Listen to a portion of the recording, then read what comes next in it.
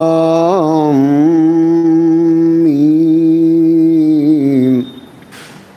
ذالک الکتاب لا ریب ھدی للمتقین الذین یؤمنون بالغیب ویقیمون الصلاة ومما رزقناہم ينفقون والذین یؤمنون بما انزل الیک وما انزل من قبلک وبالآخرة هم يوقنون أولئك على هدى من ربهم وأولئك هم المفلحون إن الذين كفروا سواء عليهم أأنذرتهم أم لم تنذرهم لا يؤمنون ختم الله على قلوبهم وعلى سمعهم وعلى أبصارهم غشاوة وَلَهُمْ عَذَابٌ عَظِيمٌ صدق اللہ العظیم آمنت بما انزل اللہ من کتاب۔ قرآن پاک کا پہلا پارہ اور دوسرے نمبر کی صورت شریفہ صورت البقرہ، اس کا پہلا رکوع جو 7 آیات بینات پر مشتمل ہے۔ یہ صورت شریفہ اس مصحف مبارک کی سب سے طویل صورت ہے۔ سب سے پہلے ان آیات بینات کا ترجمہ سماعت فرمائیں کہ بہت ہی یہ وہ کتاب جس میں کوئی شک گزارنے والوں کے لیے وہ لوگ انہیں عطا فرماتا ہے وہ خرچ کرتے ہیں۔ نبی صلی اللہ علیہ وسلم اور آخرت پر وہ پورا یقین رکھتے ہیں، یہی کامیاب ہونے والے ہیں۔ اب جن لوگوں نے کفر کیا یا جو کفر پر اڑے ہوئے ہیں یا جنہوں نے کفر کیا جو کافر ہو گئے، برابر ہے ان کے لیے، خواہ آپ انہیں ڈرائیں یا نہ ڈرائیں، وہ ایمان نہیں لائیں گے۔ مہر فرما دیا اللہ نے ان کے دلوں پر اور ان کی سماعت پر اور ان کی بصارت پر پردہ ہے، اور ان کے لیے زبردست عذاب ہے۔ یہ اس پر اللہ کا جتنا شکر ادا کیا جائے میرے بھائیو کم ہے کہ انہی کی دی ہوئی توفیق سے نیک اور صالح اور عالم بندے کے ذریعے سورہ فاتحہ کے درس سے شروع کروا لیا۔ اس وقت کیونکہ بالکل قرآن پاک کا اور سورہ بقرہ کا پہلا رکوع ہے، سب سے بڑی سورت، تقریباً 2.25 پارے سے بھی کچھ زیادہ۔ یہ صورت شریفہ جب آپ شروع کرتے ہیں تو اس کے اوپر لکھا ہوا ہے کہ یہ صورت شریفہ مدنی ہے۔ تو کیونکہ آج پہلا درس ہے، ہمارے کچھ ساتھی ایسے بھی تشریف لائے ہوں گے جو شاید اس کے پہلے کے دور میں شریک نہ ہو سکے ہوں، اس لیے ضروری ہے کہ کچھ بنیادی باتیں اس کے تعلق سے عرض کر دیا جائے۔ قرآن پاک 114 صورتوں پر مشتمل ہے،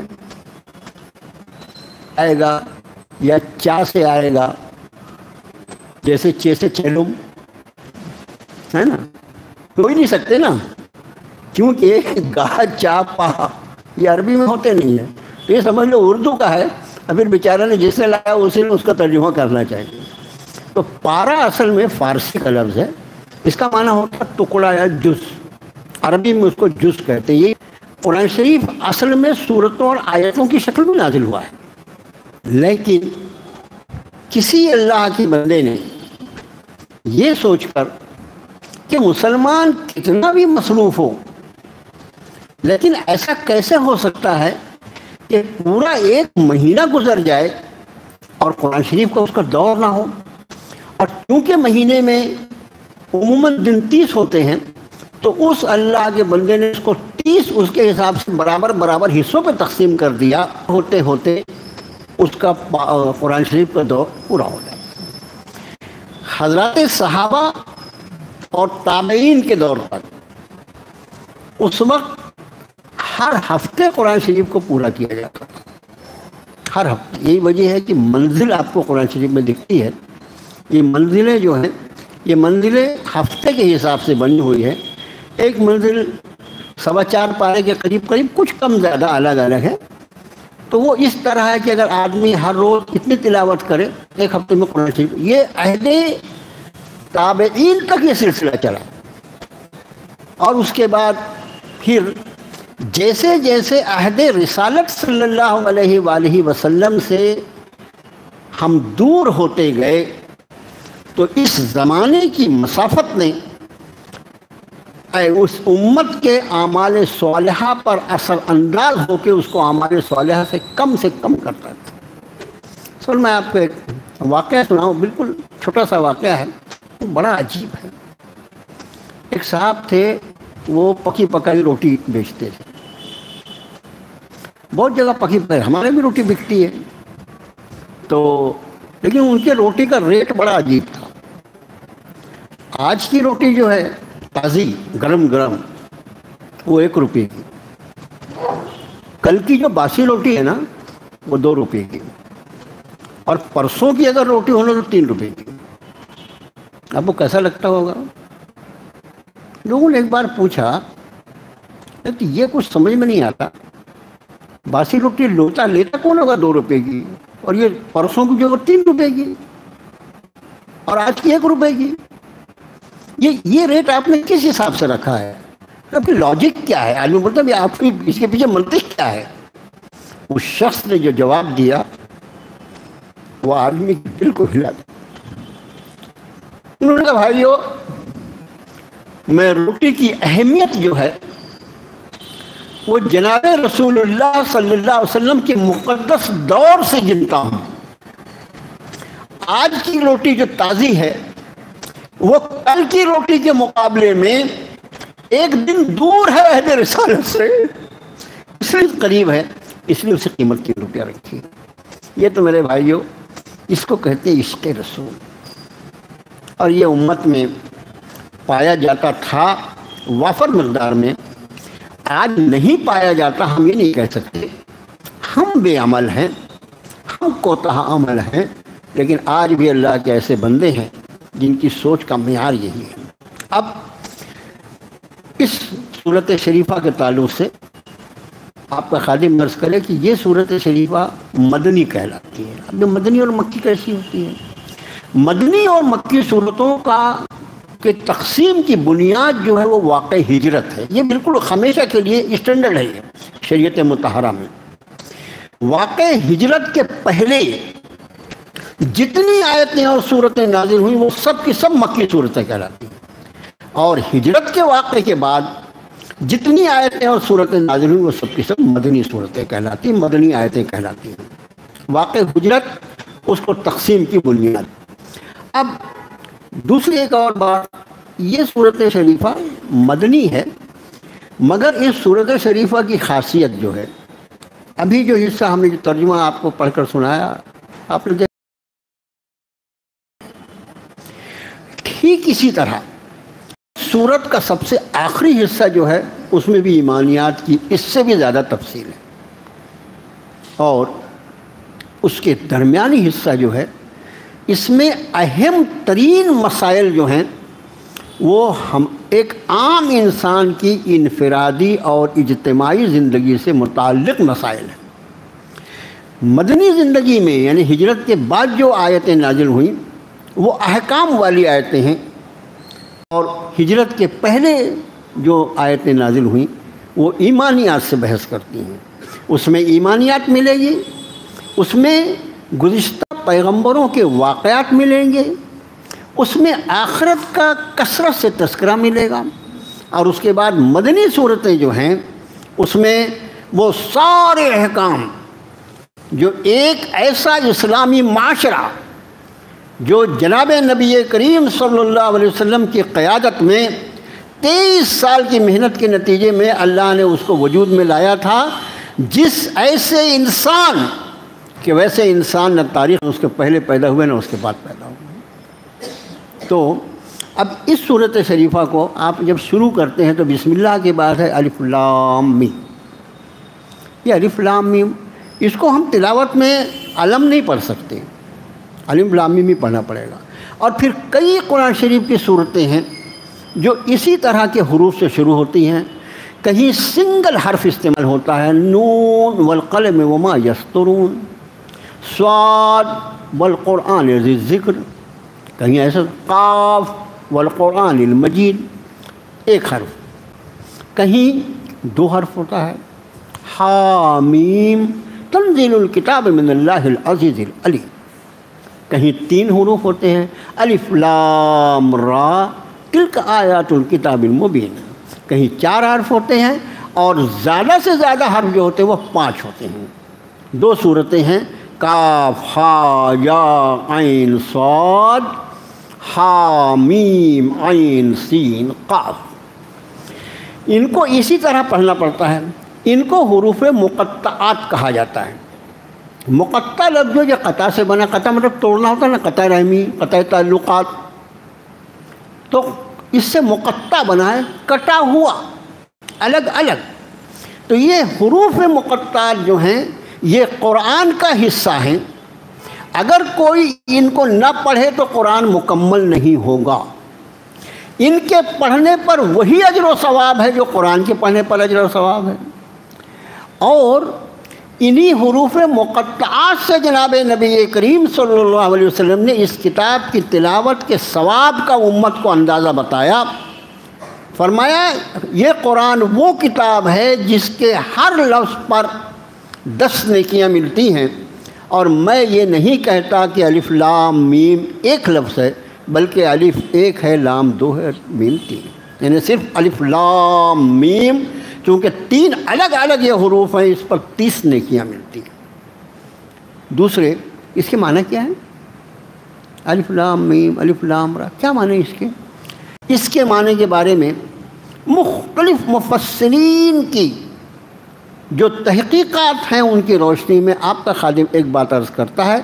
ان حروف مقطعات کے اصل حقیقی معنی جو ہیں یہ اللہ اور اس کے رسول صلی اللہ علیہ وسلم کے درمیان راز ہے، اور اللہ نے اپنے نبی کو اس کا علم دیا، اور چونکہ اس میں امت کے کسی مسئلے کا جواب نہیں تھا، اس لیے آپ صلی اللہ علیہ وسلم نے اس معنی اور مفہوم کو جو اللہ نے آپ پر واضح فرمایا، آپ نے امت کو اس پر ظاہر نہیں کیا. حضرات صحابہ کا ادب اور اطمینان نبی کریم صلی اللہ علیہ وسلم کی ذات عالی پر کوئی صحابی کسی ایک روایت میں بھی آپ نہیں دکھا سکتے کسی نے پوچھا ہو کہ اللہ کے رسول صلی اللہ علیہ وسلم الف لام میم کا کیا معنی، یہ قاف کے کیا معنی ہے، یہ سوال یعنی کیا ہے، کسی نے نہیں پوچھا. اب بعض لوگ الف لام میم سے، الف سے مراد اللہ، لام سے مراد جبریل، میم سے مراد محمد صلی اللہ علیہ وسلم، یہ جو ہے یہ صرف اپنی اپنی سوچ ہے. اس طرح کے جو معنی بیان کیے جاتے ہیں اس پر کوئی قرآن و حدیث کی سند نہیں ہے، بلکہ علماء نے یہ کہا کہ محتاط بات یہ ہے کہ جب اللہ نے اور اس کے رسول نے اس کے معنی کو واضح نہیں فرمایا تو اس کے معنی کی تحقیق میں زبردستی پڑھ کے اپنا وقت نہ ضائع کرے آدمی. غیر ضروری تحقیق جو ہے اس سے ایمان خطرے میں بھی پڑ سکتا ہے. اتنی بات. ہاں یہ عجیب بات ہے کہ اکثر و بیشتر جہاں حروف مقطعات سے صورت شریفہ شروع ہوتی ہے اس کے فوراً بعد عموماً 2-4 صورتیں چھوڑ کر عموماً اس کے فوراً بعد قرآن کا تذکرہ. جیسے آپ یہاں دیکھیے الف لام میم ذالک الکتاب لا ریب فیہ، یہ کتاب یعنی قرآن. الف لام را تلک آیات الکتاب المبین، صاد والقرآن ذی الذکر، یاسین والقرآن الحکیم، طٰ ما انزلنا علیک القرآن لتشقی. آپ دیکھ رہے ہیں جتنے حروف مقطعات سے عموماً 3-4 صورتیں اس سے الگ ہیں. تو یہ اللہ ہی بہتر جانے اس کے پیچھے کیا راز ہے. تو 2 بات حروف مقطعات آپ کے خادم نے عرض کر دیا. مکی اور مدنی کس کو کہا جاتا ہے؟ اب سورہ فاتحہ میں جو حضرت والا نے درس فرمایا تھا، اس میں اصل میں وہ دعا ہے اہدنا الصراط المستقیم، صراط مستقیم کی طرف ہماری رہنمائی فرما دی۔ صراط یعنی راستہ اور مستقیم یعنی سیدھا۔ کون سا صراط مستقیم؟ پھر اس کی تشریح خود قرآن سورۃ النساء میں بیان فرماتا ہے کہ اولئک الذین، اپنے یہ وہ راستہ ہے کہ من النبیین والصدیقین والشہداء والصالحین، وہ راستہ جو نبیوں کا ہے، صدیقین کا ہے، شہداء کا ہے اور صالحین کا، وہ راستہ جو ہے وہ راہ میں۔ اسی ہدایت کے راستے کو، اسی صراط مستقیم کو قرآن کی ایک آیت کی روشنی میں سمجھیے۔ رب نے فرمایا ان ربی علی صراط مستقیم، بلا شبہ میرے رب تک پہنچنے کا راستہ سیدھا سیدھا ہے۔ اس کا مطلب صراط مستقیم سے مراد کیا ہے؟ وہ راستہ جو بندے کو اس کے رب سے ملا دے، اس کا نام صراط مستقیم ہے۔ بندے نے اپنے رب سے مانگا تھا، اس لیے کہ یہ ایمان رکھتا ہے اپنے اللہ پر، یہ جانتا ہے کہ سب کچھ میرے رب سے مانگنا ہے، میرے رب کے سوا کسی کے پاس، باقی پوری کائنات بھکاری ہے، دینے والا اکیلا میرا اللہ ہے۔ اس نے اپنے رب سے صراط مستقیم کی توفیق مانگی، اہدنا الصراط المستقیم، ہماری ہدایت فرما دیجیے صراط مستقیم پر، ہمیں چلا دیجیے صراط مستقیم پر۔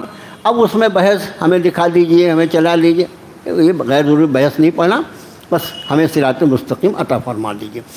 جب بندے نے صراط مستقیم کا سوال کیا تو رب نے جواب میں فرمایا الف لام میم ذالک الکتاب لا ریب فیہ ھدی للمتقین۔ میرے بندے تو ہدایت کا راستہ چاہتا ہے، مجھ تک پہنچنے کا راستہ چاہتا ہے، یہ کتاب ہے جو ہر شک اور شبہے سے بالا تر ہے، یہ ہے وہ راستہ جس پہ ہر وہ شخص چلے گا جو مجھ سے ڈرنے والا ہو۔ گویا ایک مفسر کی الفاظ میں سورہ فاتحہ اور پھر اس کے بعد پورا قرآن، نہیں، سورہ فاتحہ ایک سورت شریفہ، اس کے بعد پوری 113 سورتیں، سورہ بقرہ سے لے کے سورہ ناس تک، یہ سورہ فاتحہ جو ہے وہ دعا ہے، اور بقیہ قرآن جو ہے وہ جواب دعا ہے۔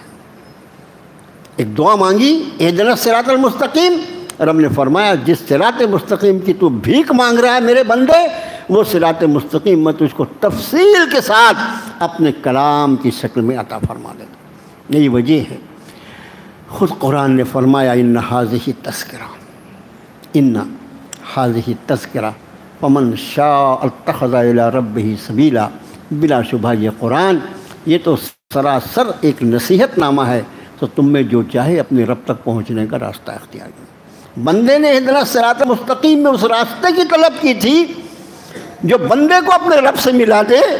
رب نے فرمایا یہ راستہ میں تجھے دے رہا ہوں، اس پر چل کر تو آ جا، سیدھا سیدھا راستہ ہے۔ اس دین میں کوئی پرپیچ بات نہیں۔ دین میں انگریزی میں ایک لفظ استعمال ہوتا ہے کمپلیکیشن، پیچیدگی، کیسے کرنا، کیا کرنا۔ مجھے آپ بتائیے جتنے بھی دین پر اللہ کی توفیق سے امت مسلمہ ہم اور آپ عمل پیرا ہیں، کہیں کوئی پیچیدگی دکھائی پڑتی ہے آپ کو؟ کہیں کسی طرح کا ایسا مسئلہ یہ تو انسان کے سمجھ میں نہیں آتا، یہ مسئلہ کیوں ہے؟ کوئی چیز ہے ہی نہیں۔ تو یہاں پر رب نے فرمایا ذالک الکتاب لا ریب فیہ، پہلے یہ بنیاد، لا یعنی نہیں، ریب یعنی شک، فیہ یعنی اس میں، فیہ میں جو ہے، فی میں ہے کی ضمیر میں جو ہے، اور یہ ہے کی ضمیر جو ہے یہ قرآن کی طرف۔ اس قرآن میں کوئی شک اور شبہ نہیں۔ دنیا کی جتنی کتابیں ہوتی ہیں اس کے لکھنے والے اسی زمین سے پیدا ہوتے ہیں اور زمین میں واپس چلے جاتے ہیں۔ کتابیں بھی اسی زمین سے پیدا ہوتی ہیں اور اسی زمین میں واپس چلے جاتی ہیں۔ یہ کتاب وہ کتاب نہیں ہے، یہ ام الکتاب ہے، یہ کلام اللہ ہے، بل ہوا قرآن مجید فی لوح محفوظ، یہ لوح محفوظ پہ لکھا ہوا اللہ کا کلام ہے جو اس نے انسانیت کے حوالے کیا ہے۔ جب اللہ کا کلام ہے تو وہ جو عالم الغیب والشہادہ ہے، ساری کائنات کا بنانے والا، اس کے نظام کو کنٹرول کرنے والا، اس کے نظام کو چلانے والا، جو کچھ کل ہوا وہ بھی اس کا جاننے والا، جو آج ہو رہا ہے اس کا بھی جاننے والا، اور جو قیامت تک ہوگا سب کا جاننے والا، اس کے علم کی بنیاد پر جو کتاب اور اپنا کلام نازل فرمایا ہو، اس میں کیسے شک اور شبہ ہو سکتا ہے؟ اس کا مطلب یہ بنیادی شرط ہے، سب سے پہلے قرآن کو پڑھنے کے پہلے اس بات کا یقین بنایا جائے کہ میرے ہاتھ میں اللہ کا کلام ہے، قرآن تصنیف نہیں ہے، قرآن تصنیف نہیں ہے بلکہ تنزیل ہے۔ تنزیل کہتے ہیں اوپر سے نیچے آنے والی چیز، اس کا کوئی مصنف نہیں ہے، یہ کلام اللہ ہے۔ فرمایا اس میں کسی شک اور شبہ کی گنجائش نہیں۔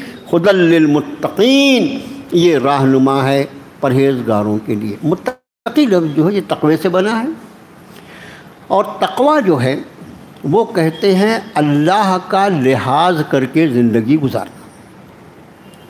ہمیں جیسے ہمارا کوئی نوجوان موبائل چلا رہا ہے، موبائل پر نوجوان ہے نا، کیا چلا رہا ہوگا، اچانک آپ پہنچ گئے سلام علیکم، تو سب سے پہلا کام کیا ہوتا ہے؟ موبائل کو آف کر دیتا ہے۔ ارے اگر تو اس پہ تلاوت کر رہا تھا، اسلام 360 دیکھ رہا تھا، اسلام 1 دیکھ رہا تھا، سورہ رحمان پڑھا تھا، تو بند کیوں کیا بھائی؟ اس کا معنی یہ ہے کہ اس کو شرم آئی اس آنے والے سے کہ میں جو دیکھ رہا ہوں وہ اس لائق نہیں ہے کہ یہ دیکھیں، ٹھیک ہے نا؟ اچھا یہ شخص جو ہے اس کی شرم آئی، اس اللہ کی شرم نہیں، اس اللہ کی شرم نہیں جس نے تیری آنکھ میں نور دیا ہے، اگر وہ ناراض ہو کے تیری آنکھوں کو بے نور کر دے تو تیری پوری زندگی تاریخ ہو کر رہے۔ اس اللہ کی شرم نہیں جس نے تجھ کو یہ اتنا زبردست صحت مند جسم عطا فرمایا، اس اللہ کی شرم نہیں۔ تو شرم لفظ جو ہے وہ تقوی کا ایک ترجمہ ہے۔ حضرت شاہ صاحب رحمۃ اللہ نے ترجمہ کیا ہے شرم، اللہ کی شرم۔ جب آدمی کے اندر اللہ کی شرم آئے گی تو یہ اللہ کے احکام کو معلوم کر کے ایک ایک حکم پر عمل پیرا ہوگا، اور اس کی نافرمانیوں کو معلوم کر کے ایک ایک اس کی نافرمانی سے بچنے کی کوشش کریں گے۔ ہماری زندگی جو ہے، ہم زندگی گزار رہے ہیں، یہ خیال بھی کبھی آئے کہ آیا یہ اللہ کی رضا پہ گزر رہی ہے یا اللہ کی ناراضگی پہ گزر رہی ہے، اس کا نام تقویٰ ہے۔ اب یہ تقویٰ کہاں سے آئے گا؟ تقویٰ کہاں سے آئے گا؟ قرآن کی ایک آیت ذہن میں رکھیں، رب نے فرمایا ما آتاکم الرسول فخذوہ وما نہاکم عنہ فانتہوا واتقوا اللہ، جو کچھ رسول صلی اللہ علیہ وسلم تمہیں دے اسے لے لو، اور جس چیز سے میرے رسول منع کر دیں اس سے رک جاؤ۔ اتقوا اللہ، یہی اللہ کا تقویٰ ہے۔ تقویٰ، پرہیزگاری، اس کو کوئی الگ سے ڈیفینیشن دینے کی ضرورت نہیں، قرآن نے اس کا ڈیفائن کر دیا، اس کی تعریف بیان کر دی۔ نبی جو چیز دے دیں وہ تقویٰ ہے، نبی جس چیز سے روک دیں اسے رک جانا تقویٰ ہے، اس کے علاوہ اور کسی چیز کا نام تقویٰ نہیں۔ تقویٰ نبی کی ذات سے شروع ہو کر نبی کی ذات پہ ختم ہوتا ہے۔ ہمارے علماء، ہمارے فقہا یہ صرف اس کی تشریح کرتے ہیں، اس کو اس پر عمل پیرا ہونے کا طریقہ بتاتے ہیں۔ جیسے آپ انداز کریں، اللہ کے رسول صلی اللہ علیہ وآلہ وسلم صوم وصال رکھتے ہیں۔ صوم وصال کس کو بولتے ہیں؟ روزے پہ روزہ، بغیر افطار کیے ہوئے روزہ آپ نے رکھا، اور اس کے بعد بغیر افطار کے اگلا روزہ۔ صحابہ نے دیکھا کہ آپ صوم وصال رکھتے ہیں، روزے پہ روزہ رکھتے ہیں۔ صحابہ جو تھے وہ تو ایسے عاشق تھے اللہ کے رسول کے، عشق صحابہ جو ہے نا اس کا کروڑواں حصہ بھی اگر ہم کو مل جائے نا تو ہم اپنے وقت کے ولی کامل ہو جائیں گے۔ کروڑواں حصہ جو وہ عشق کرتے تھے، انہوں نے دیکھا آپ صوم وصال رکھ رہے ہیں، ہم بھی رکھیں گے۔ آپ کو معلوم ہوا، آپ نے فرمایا نہیں، تم یہ ایسے روزہ نہیں رکھنا، یہ روزہ میرے لیے اللہ نے خاص رکھا ہے، یہ اللہ کے لیے میرے لیے خاص رکھا ہے۔ میں روزے کی حالت میں ہوتا ہوں تو بھی میرا رب اپنی رحمتوں سے مجھے سیراب کرتا رہتا ہے، میری بھوک کو مٹاتا رہتا ہے، یہ میرا رب فرماتا ہے، میرے ساتھ خاص معاملہ ہے، تم صوم وصال نہیں رکھنا۔ اب صوم وصال رسول اللہ صلی اللہ علیہ وسلم کی سنت تو ہے کہ آپ رکھتے تھے، لیکن امت کے لیے نہیں، اس لیے کہ آپ نے منع کر دیا۔ آپ نے منع کر دیا. ٹھیک. تو ہدی للمتقین، یہ تقوی اختیار کرنے والوں کو، اللہ سے لحاظ کر کے زندگی گزارنے والوں کے لیے بھرپور ہدایت نامہ ہے. کون لوگ ہیں یہ قرآن شریف کا آپ وصف دیکھتے ہیں. پورا قرآن شریف اللہ نے دور کروا دیا. قرآن شریف کسی چیز کو بیان کرتا ہے، پھر اس کو وہ اس کی تشریح کرتا ہے. پورا قرآن اس سے بھرا ہو، کوئی خاص لفظ آیا نا اس کے یہاں پر متقین فرمایا، یہ پرہیزگار لوگ، یہ ڈر کر زندگی گزارنے والے. کیسے پہچان میں کیسے آئیں گے پروردگارہ؟ اچھا میں بھی متقی بننا چاہتا ہوں، میں کیا کروں میرے مولا کہ میرا بھی شمار اس متقین کے گروہ میں ہو جائے. دو باتیں، متقین پہچانے کیسے جائیں گے، اور میں اس میں شامل ہونا چاہوں تو کیا کرنا پڑے گا؟ فرمایا الذین یؤمنون بالغیب، ان کی علامتیں یہ ہیں کہ وہ غیب پر ایمان رکھتے ہیں. غیب، غیب کا لفظ انشاءاللہ جیسے جیسے اللہ تعالیٰ زندگی جب تک رکھیں گے، غیب کے لفظ کو، علم غیب اور جو کچھ ہے نا، قرآن شریف میرے بھائیوں یہ وہ کتاب ہے، ہر ہمارے اختلاف کا جواب قرآن میں موجود ہے. شرط یہ ہے کہ ہم اپنے اختلاف کا قرآن میں جواب پا کر اس پر اپنے منہ کو بند کریں. لیکن جب اب بیچ میں ہمارا نفس آ جاتا ہے نا، یہ تو قرآن وہ جواب دے رہا ہے جو میں بولتا ہوں اس کے خلاف ہے، تو بولتا تیری اوقات کیا ہے، منہ بند کرنا اپنے آپ کو اللہ کی کتاب کے تابع کر لینا. نہیں وہ ٹھیک ہے یہ قرآن شریف ہے لیکن ذرا تفسیریں ڈھونڈتا ہوں اپنا، یہ بات برابر نہیں. تو یؤمنون بالغیب، بالغیب کا بھی ترجمہ آپ کر لیجئے، اندیکھی چیزوں پر وہ ایمان رکھتے ہیں. اندیکھی چیز، اب اندیکھی چیز فرشتے، تقدیر، ارواح، جنت، جہنم، قیامت، حساب، کتاب، صراط، یہ سب اندیکھی، بغیر دیکھی چیز ہے نا. یہ سب تو ٹھیک ہے، جس اللہ پر ایمان رکھتے وہ بھی تو اندیکھا ہے نا، اس کو کہاں دیکھا ہے کسی نے؟ اس اللہ پر جس پر ہم ایمان رکھتے ہیں. اسی لیے قرآن نے فرمایا من خشی الرحمن بالغیب وجاء بقلب منیب، وہ جو حضرت رحمان سے بن دیکھے ڈرا.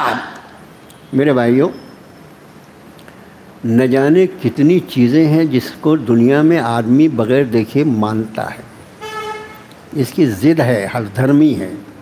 ڈاکٹر کے گیا، اس نے تھوڑا بلڈ ٹیسٹ کیا، اب یہ تم کو ملیریا ہو گیا، صاحب دوا شروع کر دی. ارے بس ڈاکٹر نے بولا نا تم نے دیکھا کیا ملیریا کی جراثیم ہے کہ نہیں تیرے خون میں؟ ڈاکٹر صاحب بول رہے نا. اس نے ایکس رے کیا، یہ کیا وہ کیا. اور حیرت کی بات، اللہ کا انداز، اللہ کی حکمتیں دیکھو، اللہ کی حکمتیں دیکھو. جس چیز کو اس انسانی زندگی کے لیے سب سے اہم جز اس دنیا کا بنایا، ہوا، سیدنا آدم علیہ نبی نے الصلاۃ والسلام سے لے کر قیامت تک پیدا ہونے والا کوئی آدمی اس کا دعویٰ نہیں کر سکتا کہ اس نے ہوا کو دیکھا ہے. نہیں میں نے دیکھا نہیں ہوں. کائے کی ہوا، کائے کی ہوا؟ اگر کوئی ایسا بولے تو اپنے کو لگا کہ اس کو بھی، اس کے دماغ کو بھی ہوا لگ گئی ہے. ایسی نہیں میں نے دیکھا ہی نہیں نا ہوا کو، ایسا کوئی ہوا؟ ابھی اسی ہوا میں جی رہا ہے بھائی تو. اس سے بھی حیرت ناک بات، ایک غیر مسلموں کا بڑا جلسہ تھا، انہوں نے مسلمانوں کی طرف سے مجھے بلایا. میں نے کہا جو عقل کے اندھے یہ کہتے ہیں کہ ہم ان چیزوں کو نہیں مانتے جس کو ہم نے دیکھا نہیں ہے، تو اس نے سب سے پہلے اپنے آپ کا انکار کرنا چاہیے. دنیا میں کوئی انسان ایسا نہیں جس نے اپنا خود کا چہرہ دیکھا ہو. دنیا میں آپ سب کے سب میرا چہرہ دیکھ رہے ہیں، میں آپ سب کا چہرہ دیکھ رہا ہوں. اللہ کی حکمت دیکھو، اس نے مجھے میرے چہرے دیکھنے سے قاصر کر دیا. آئینے کے سامنے میں کھڑا ہو کر میرا عکس ہوتا ہے، وہ میرا چہرہ نہیں ہوتا. اس کا رنگ جو ہوتا ہے آئینے میں جو دکھائی دیتا ہے چہرے کا نا، وہ رنگ ہمارے چہرے کا نہیں ہے، اس کا خیال رکھنا. چہرے کا رنگ جو ہوتا ہے وہ ہمیشہ جو کلائی کے اوپر کا جو چمڑا ہے نا یہاں کے جیسا رنگ رہتا ہے، اس کا خیال رکھنا. اس میں تو بہت گورے گورے دکھتے ہیں ہم آئینے میں کھڑے ہو جائیں تو بن ٹھن کے، ہے نا. تو یہ جو اپنا چہرہ دیکھنے سے قاصر ہو وہ یہ کہے کہ معاذ اللہ میں نے اللہ کو نہیں دیکھا. اللہ جو ہے وہ اپنی نشانیوں کی بنیاد پر، آیات اللہ کی بنیاد پر، ان فی خلق السماوات والارض واختلاف اللیل والنہار لآیات لأولی الالباب، یہ زمین و آسمان، یہ رات اور دن کا آنا جانا، اور یہ پورا نظام کائنات، ایک مٹی کا ذرہ، ایک ریت کا ذرہ، ایک پانی کی بوند، اور اس کے بعد اس کے سر پہ چمکتا ہوا اتنا بڑا آفتاب، اپنے وقت پر نکلنا اور اپنے وقت پر غروب ہونا، یہ سارا نظام کائنات اس بات پر دلیل ہے کہ اس کا کوئی ناظم ہے، اس کا کوئی چلانے والا ہے، اس کا کوئی ایڈمنسٹریٹر ہے۔ بغیر کوئی بنائے ہوئے کسی کے کوئی چیز نہیں بنتی، یہ کائنات کیسے بن سکتی؟ تو یؤمنون بالغیب، بن دیکھی چیزوں پر ایمان رکھتے ہیں، اور ویقیمون الصلاۃ، نماز کو قائم کرتے ہیں۔ نماز کے لیے پڑھنے کا لفظ قرآن شریف میں اگر کسی کو دکھے تو مجھے بتا دینا، انشاءاللہ آپ کو کبھی نہیں دکھے گا، ہے نہیں تو کہاں سے دکھے گا؟ نماز کے لیے قائم کرنا، نماز کو قائم کرنا، قائم کرنا ہے مطلب اس کے آداب۔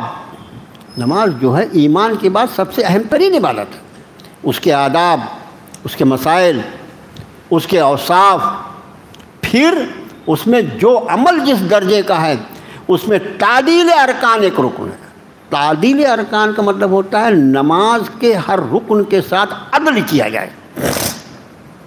عدل یعنی کیا ہے؟ ہمارا قیام ہے، قیام فرض ہے نا، کھڑے ہیں تو کھڑا ہے تو سب منڈی ایسے کر لی، ایسے منڈی کر کے کھڑے رہنا بولتے اس کو، ایسے سامنے کر لوں، تو ایسے جہاں تُو نے سر کیا نا تو تیرا چہرہ چلا جائے گا زمین کی طرف۔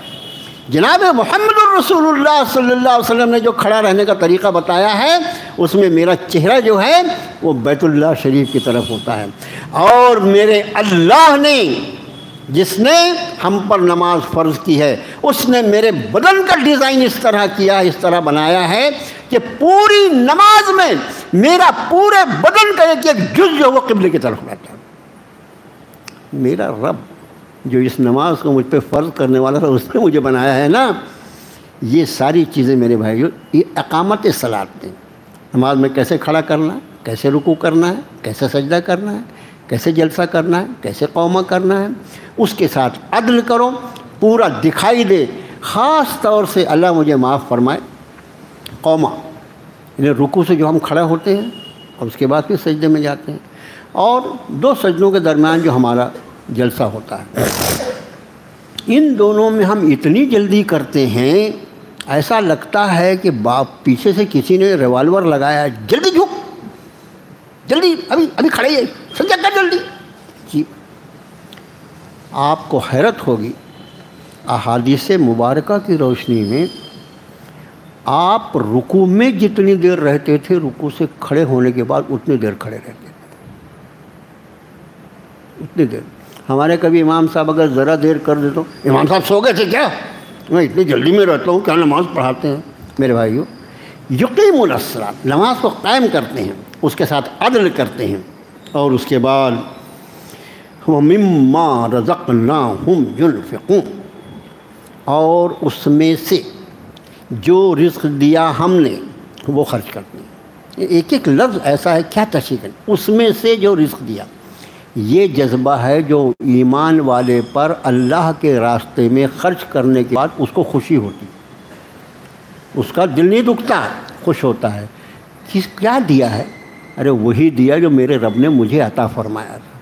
اگر اس نے بھی میری حالت ایسی رکھی ہوتی کہ جیسے آج یہ سوالی میرے سامنے آ کے ہاتھ پھیلا رہا تھا، اگر وہ چاہتا تو میرا بھی ہاتھ ایسا ہو سکتا تھا کہ کسی اور کے سامنے پھیلوا دے، وہ اس نے مجھے محفوظ رکھا، میرا ہاتھ اوپر والا ہاتھ اس نے رکھا ہے، اور اس پر یہ بندہ ایسا شکر گزار ہوتا ہے کہ پروردگارہ جو دیا تیرا دیا ہوا تھا، اور اس کو معلوم ہے کہ جب اس نے دیا تھا تو اس کا وہ خزانہ ہے جو کبھی ختم ہونے والا، کمی نہیں ہونے والی، ختم ہونے کا سوال ہے، جس میں کمی نہیں ہونے والی، جب اس خزانے سے مجھے ملتا ہے تو میرے دینے سے میرے خزانے میں کیوں کمی آئے گی؟ یہ میرا تعلق اس خزانے سے ہے جہاں کہیں کبھی بھی سوئی کی نوک کے برابر کمی نہیں ہو سکتی، تو میرے خزانے میں کئی کچھ کروں۔ دوسری بات، مما رزقناہم، اس میں سے جو ہم نے رزق دیا انہیں، مطلب جو ہے سب کا سب خالی نہیں دے، سب کا سب خرچ نہیں کرنا ہے، تھوڑا سا خرچ کرنا ہے، زکوٰۃ کتنی فرض ہے؟ کتنی زکوٰۃ؟ 2.5%۔ اس کے بعد اور دوسرے جو جزیات ہیں، صدقات واجبہ ہیں، صدقات نافلہ ہیں، مسلمانوں کی ضروریات پر، اور پھر یعنی آپ یہ سمجھ لیجئے کہ انفاق فی سبیل اللہ میں زکوٰۃ ایک ایسا مد ہے، غور سے اس کو یاد رکھنا، زکوٰۃ کی رقم ایک ایسا مد ہے جو کسی غیر مسلم کو نہیں دی جا سکتی، اور زکوٰۃ کے سوا جتنا انفاق فی سبیل اللہ ہے، اللہ کے راہ میں خرچ کرنا ہے، مسلمانوں کو دیا جائے تو افضل ہے، اس لیے کہ اس کا ایمان کی وجہ سے اس پر پہلا حق ہے، لیکن غیر مسلم کو بھی دیا جائے گا تو وہ اجر اور ثواب سے خالی نہیں ہے، یہ خیال رہے۔ یہی وجہ ہے مانے قربانی کیا ہے؟ واجب ہے نا، قربانی عید الاضحیٰ کی واجب ہے، لیکن اس کا گوشت جو ہے بلا تکلف غیر مسلم کو دیا جا سکتا ہے، شرط یہ کہ وہ کھاتا ہو۔ زبردستی کسی جینی کے گھر میں لے جا کے بریانی کا ٹفن پہنچانا، یعنی زبردستی آگ لگانے کا کام ہے نا، یہ کام بیکار کام نہیں کرنا۔ اگر وہ شوق سے کھاتا ہے، مانگتا ہے کہ مجھے بھی قربانی کا گوشت دو۔ ہمارے آفس میں جب تک میں دفتر میں تھا، کئی لوگ وہ عام طور سے عید کے ان کو برابر ان کو دو معلوم ہے، سوئیں عید، بقرہ عید، اس کا اپنا نام بقرہ عید، مسلمانوں کی عید نہیں، یہ بکروں کی عید ہے، وہ ایسا لگتا ہے۔ تو بقرہ عید آ رہی نا مولانا صاحب، تھوڑا گوشت، بیچارے بعض تو ایسے کہ ان کو گھر میں لے جا کے تو خود ہی پہنچ جاتے تھے، بھائی لاؤ دے دو بکرے کا گوشت، اس کو بھی دے دیا جائے۔ تو چونکہ یہ انفاق فی سبیل اللہ میں صرف زکوٰۃ ایک ایسا مد ہے جو غیر مسلم کو نہیں دیا جا سکتا، باقی جتنی مدیں ہیں وہ واجب ہوں یا نفل ہوں، وہ غیر مسلموں کو بھی دیا جائے تو اجر و ثواب سے خالی نہیں ہے۔ مما والذین یؤمنون بما انزل الیک، وہ لوگ ہیں جو اس رکھتے ہیں جو کچھ آپ کے طرف، الیک، یہ واحد کا صیغہ ہے، واحد کی ضمیر ہے، اے نبی صلی اللہ علیہ وسلم جو آپ کی طرف نازل فرمایا گیا اس پر بھی ایمان رکھتے ہیں، وما انزل من قبلک، اور جو آپ کے پہلے نازل فرمایا گیا اس پر بھی ایمان رکھتے ہیں، وبالآخرۃ ھم یوقنون، اور وہ آخرت پر یقین رکھتے ہیں۔ یہ آیت شریفہ یہاں تک تو ٹھیک ہو گیا کہ ہر مسلمان کے لیے جس طرح قرآن پر ایمان لانا ضروری ہے، اسی طرح اس کے پہلے جتنی کتابیں اور صحیفے اللہ نے نازل کیے ان پر بھی ایمان لانا ضروری۔ یہاں تک سمجھ میں آ گیا؟ اس کے بعد ایک اور سبق ہے اس میں، وہ یہ ہے کہ اس سے یہ معلوم ہوتا ہے کہ جناب نبی کریم صلی اللہ علیہ وسلم کے بعد کوئی نبی آنے والا نہیں۔ یہ ختم نبوت کی آیت ہے۔ یہ آپ پڑھو گے مولانا، ختم نبوت کہاں دکھائی دیتا ہے؟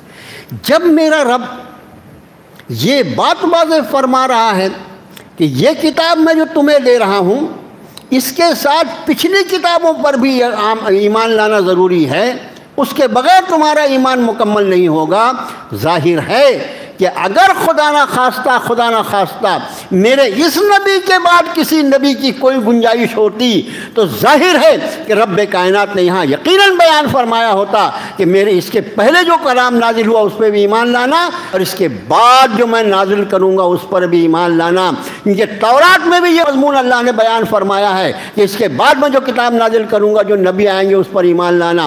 انجیل میں بھی اللہ نے اسے بیان فرمایا ہے، زبور میں بھی اسے بیان فرمایا ہے، اس لیے کہ وہ آخری کتابیں نہیں تھیں، اور جن نبیوں پر نازل کیا وہ آخری نبی نہیں تھے۔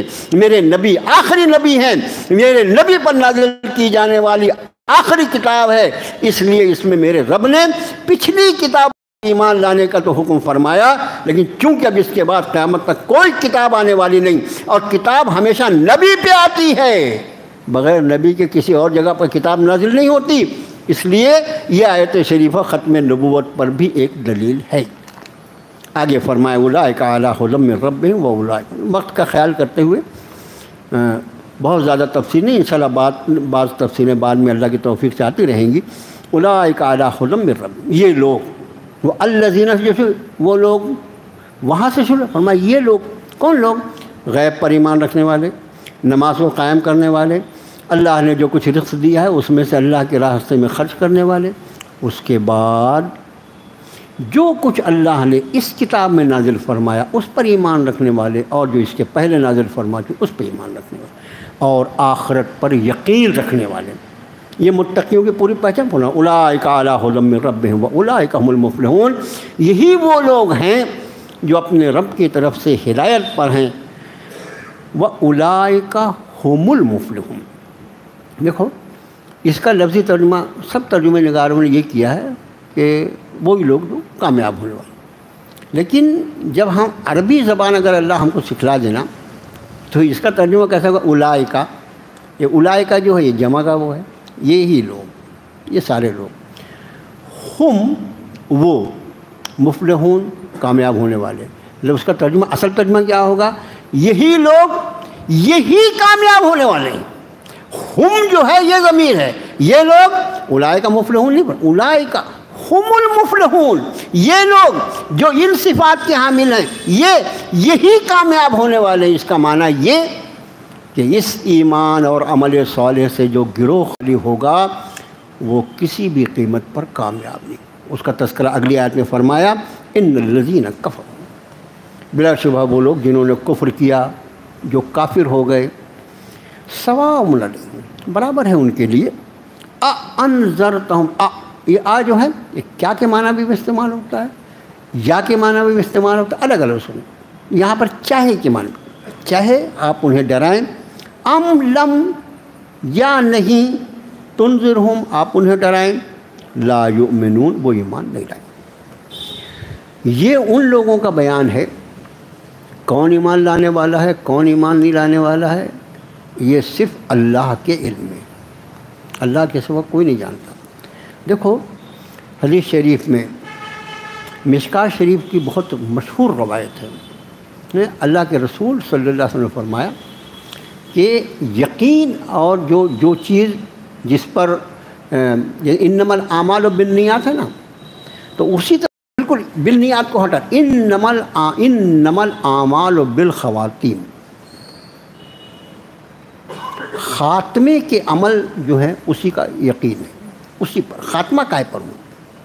انما الاعمال بالنیات انما الاعمال بالخواتیم، خاتمے کا عمل اسی کا اعتبار ہے، خاتمہ کائے پر ہونا۔